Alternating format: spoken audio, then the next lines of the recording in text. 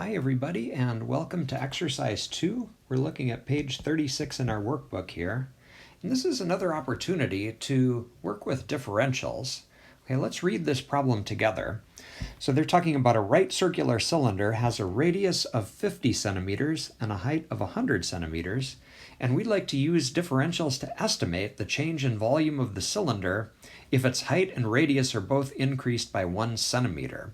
Okay, and the key here is that they'd like us to use differentials to estimate this. Okay, so I'm going to start by just writing down the formula for the differential of a function, just so that we don't have to keep flipping pages here. Okay, I'm just copying this down from a couple of pages ago.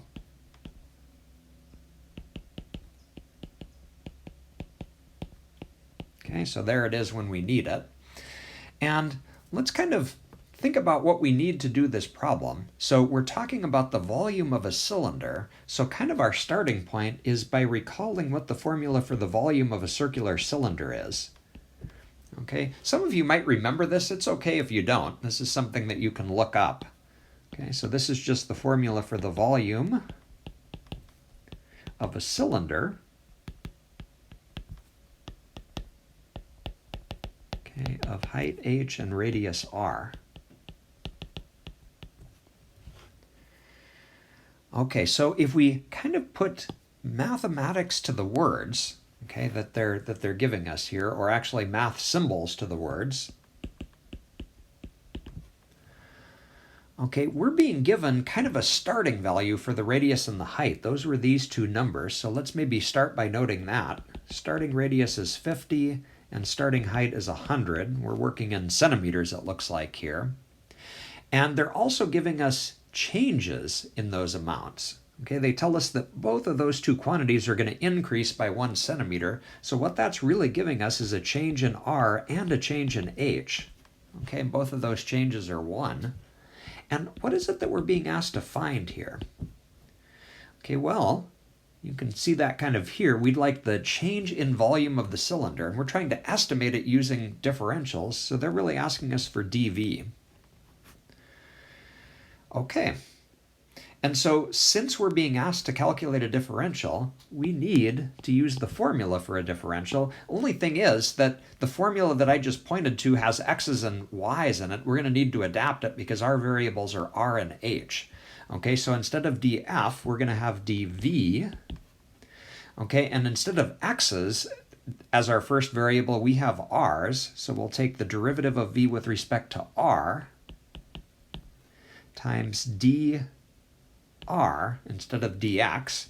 And then our second variable is h, so we're going to take the derivative with respect to h and multiply it by dh. Okay, so there's our adapted formula for the differential, just using the variables that we have in our problem. Okay, so to use the problem, or to use the formula, we need to take a partial derivative, okay, vr. So we're going to go back to our formula up here and ask, what would the derivative of v be with respect to r? Okay, well, we can see that in taking that derivative, the variable is sitting here, r squared. So when we take the derivative of that piece, we're going to get 2r. Everything else is constant, so it's going to kind of come along for the ride, and we're going to get 2 pi rh for that derivative. Okay, and that's going to get multiplied by dr. Okay, now we're ready for the derivative with respect to h. So back up to our formula and ask, what would the derivative of that be with respect to h? Okay, well, in that case, h is the only variable. We're going to take its derivative and get 1, and all of the other constants will come along for the ride. So we're going to get just pi r squared times dh. Okay, there's our formula for the differential. And to get the actual change in volume at the points we're interested in, all we really need to do now is to take the given information up here and substitute it in and see what we get. Okay, so let's see. We've got 2 pi, r is 50, h is 100 times dr. And then we've got pi r squared.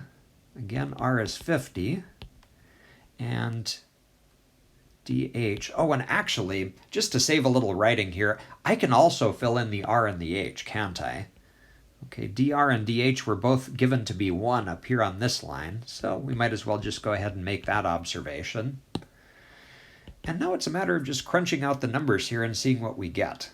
Okay, so you can double check me. Notice that if you multiply all the numbers together in the first term, you're going to get a 10,000 pi. Okay, the second one's going to turn out to be 2,500 pi. And add those together, and you're going to get 12,500 pi. Okay, there's our answer. And again, that just represents the approximate change in volume that we would get by making these changes in our radius and our height, by increasing both of those of 1 by 1. And we're done.